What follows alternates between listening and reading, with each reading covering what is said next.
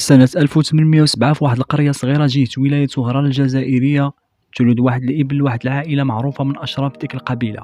وهذا الابن كان عنده قبول وكان عقله أكبر من العمر ديالو، وكانوا الناس كيشوفوا فيه عنده مستقبل زاهر. لما دار هذا الدري 14 سنة خرج من العروبية ومشى للمدينة باش يكمل القراية ديالو. ولما دار 18 عام وعاد للقرية من جديد داه باه باش يحجوا ويديروا مناسك الحج. مشاو المناسك الحج وأدوهم كما ينبغي. الأب رجع للقرية ديالو والابن بقى تما باش يتعلم القرآن والحديث. من بعد زاد لدمشق، ومن دمشق تلقى العلوم الكثيرة اللي ما كايناش في المدينة ديالو ولا في القرية. من سالم من دمشق زاد لبغداد، حيث كاين شي علوم كيتلقاو في بغداد وما كيتلقاوش في الشام. من بعد ما سالا وكبر السيد رجع دار عمره ودار لها ختامها مسك، ورجع في الأخير للجزائر باش يؤدي المهمة ديالو. سنة 1823 دخل للجزائر وبدا كيأدي العمل ديالو مع الأب ديالو في المشيخة ديال القبيلة ديالو. وفي هذا الوقت بالضبط فرنسا كانت مروناها في العالم، وكانت عندها عدة كريديات وقروض في شتى مناطق العالم. زيد عليها أنها عندها مشاكل وحروب في الهند، في إفريقيا، وحتى في بعض المناطق الأخرى. وكانت الجزائر كتعتبر هي الدولة الأولى اللي كتقرض فرنسا في ذلك الوقت، لدرجة أنها جمعت عليها عدة كريديات ما قداتش فرنسا أنها تخلصها. زيد عليها أن الجزائر كانت المصدر الوحيد لفرنسا في تصدير الحبوب وفي الاستنزاف اللي تعرضت له فرنسا بسبب الحروب اللي كانت كتقودها. كان خصها أموال وكان خصها مصادر باش تمول داك الحروب. قررت أنها تصيفط القنصل ديالها للجزائر باش تعاود من جديد أنها تطلب قروض واحدة أخرى للخزينة الفرنسية. هنا صيفطت القنصل الفرنسي في الجزائر باش يدير واحد الاجتماع مع الحاكم ديال الجزائر آنذاك، وهنا طرح عليه المسألة ديال القروض. ولكن الحاكم ديال الجزائر كان غاضب جدا من فرنسا حيث ما أداتش مجموعة القروض اللي كان كيتسالوا لها، والجزائر كانت في حاجة لهذه القروض، حتى هي عندها مشاكل وعندها احتياجات ديالها. وهنا هذه طرا واحد المسألة اللي معروفة في التاريخ بضربة المروحة.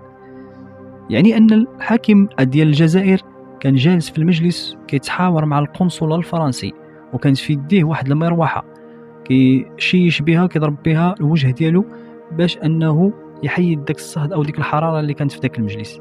ولكن مع شدة الغوات اللي كان داير في المجلس ومع داك الشحن والغضب اللي كان داير في داك المجلس تفلتت من يديه ديك المروحة وجات على وجه القنصل الفرنسي. هذا الحادث هذا اللي غضب الفرنسيين سواء الحاضرين أو اللي كاينين في فرنسا.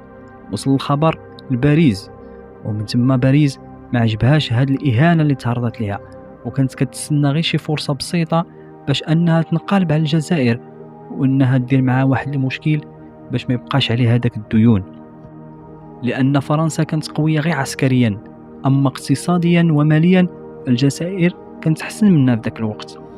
وبالتالي فرنسا بغات تستثمر في الجهاز العسكري ديالها وأنها تهجم على الجزائر، وكانت ضربة المروحة هي النقطة التي أسالت الكأس وهجمت على الجزائر. وبالضبط في سنة 1830 6 يونيو نزلت فرنسا الجيوش ديالها في الأراضي الجزائرية، وكانوا بأعداد كثيرة لدرجة أن السفن الحربية بدأت كتقاطر على السواحل الجزائرية فحال الجراد.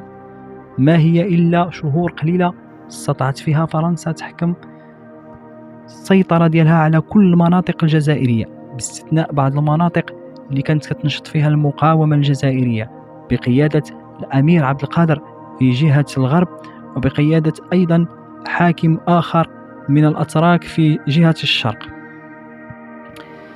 الأمير عبد القادر والأب ديالو حسوا بهذا الخطر اللي دخل الجزائر، وقرروا أنهم يديروا واحد اجتماع طارئ كانوا فيه قيادة الجيوش الجزائرية، وكانوا فيه أيضا قوياد الشيوخ ديال القبائل اللي كانت آنذاك. وفي الأخير خرجوا بواحد النتيجة مفادها أن الجزائر الآن ليست لها سلطة، ويجب علينا أن نجلس تحت سلطة موحدة. بالتالي اختاروا أنهم يبايعوا الأمير أو السلطان المولى عبد الرحمن، وهو السلطان المغرب آنذاك.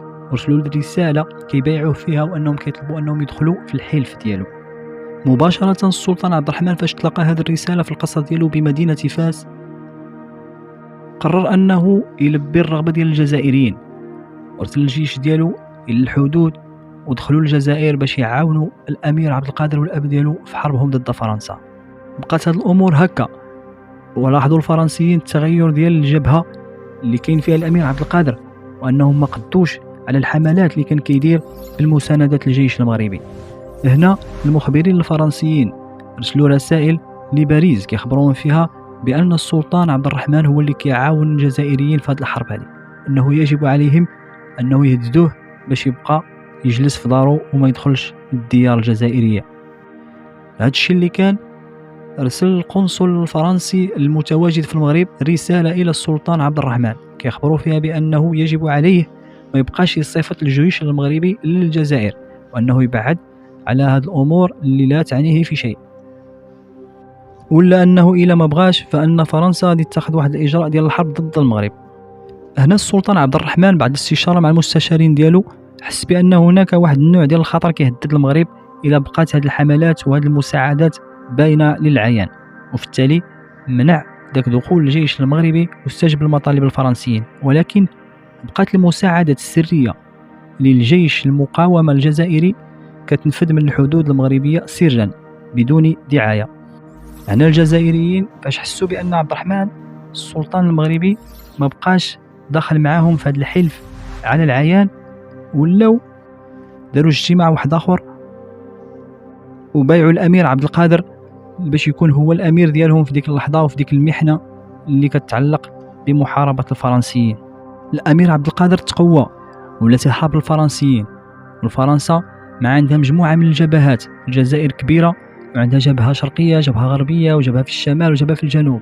في التالي قررت أنها دير واحد معاهدة صلح مع الأمير عبد القادر، لأنه كان كيشكل عليها واحد ورقة ضغط وكيستنزف بزاف المصالح العسكرية ديالها. هذا الشيء اللي كان داروا معاه معاهدة صلح سنة 1834. هذه المعاهدة كانت جيدة حتى للأمير عبد القادر ماشي غير الفرنسيين، لأنه تمكنوا يشوف المشاكل الاجتماعية ديالو وديال الرعية ديالو.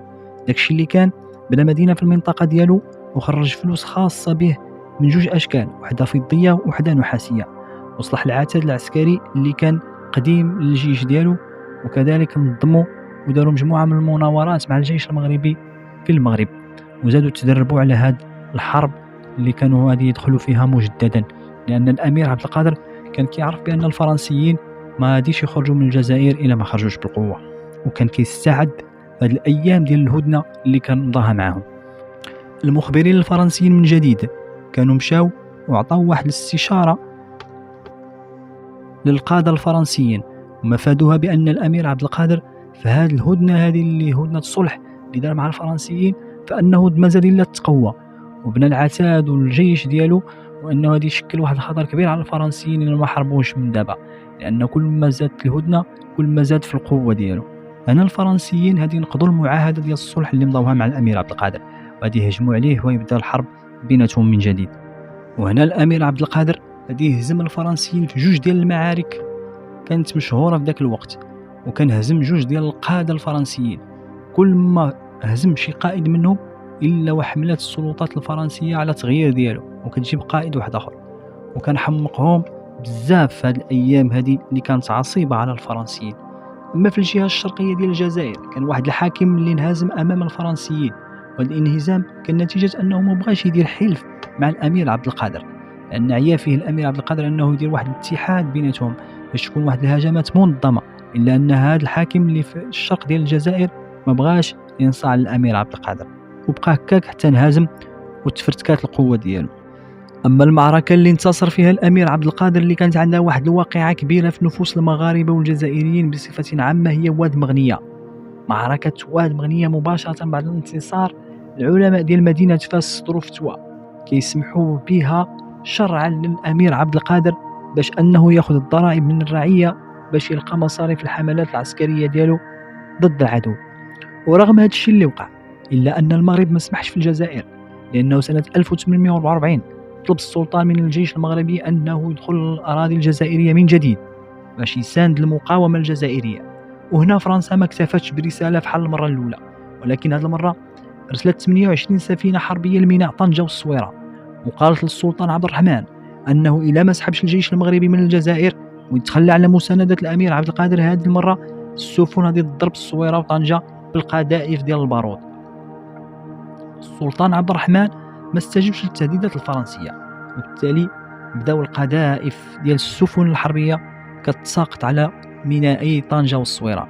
وهنا المغرب دخلت في واحد الحرب اللي كانت بعيدة عليها بسبب الجزائر، لأنها ما سمحاتش فيها وقررت أنها تعاونها، ولو أن هذه المعونة هذه كانت فيها خطر على الأراضي المغربية، وأن الأراضي المغربية والجزائرية كانت هي أرض واحدة. وبالتالي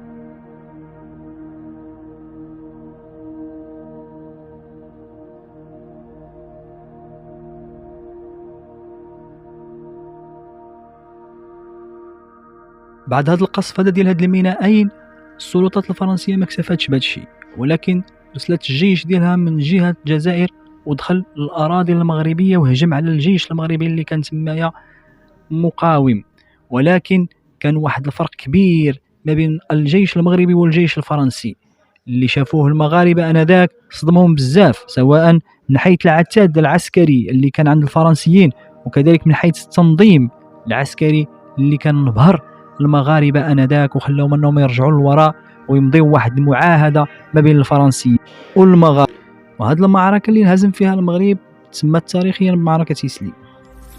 بعد هذه المعركة ديال إسلي، المغرب اضطر انه يوقع واحد معاهدة صلح، وبالتالي فرنسا بقات فاس مع الامير عبد القادر، معركة مور معركة، حرب مور حرب، حتى اعلن على الاستسلام ديالو لانه فقد العديد من الاصدقاء ديالو. ونفاوه الفرنسيين فاش استسلم لدمشق وبقى تما حتى مات وتدفن جهة مقام محي الدين بالعربي. هنا كنكون وصلنا للنهاية ديال هذا السرد ديال هذه الشخصية العظيمة اللي خلات الاسم ديالها مخلد في التاريخ المغاربي على الخصوص والعالمي على العموم. دعوكم للاشتراك في القناة إلا عجبكم بحال هاد الفيديوهات هذا. دمتم في رعاية الله والسلام عليكم.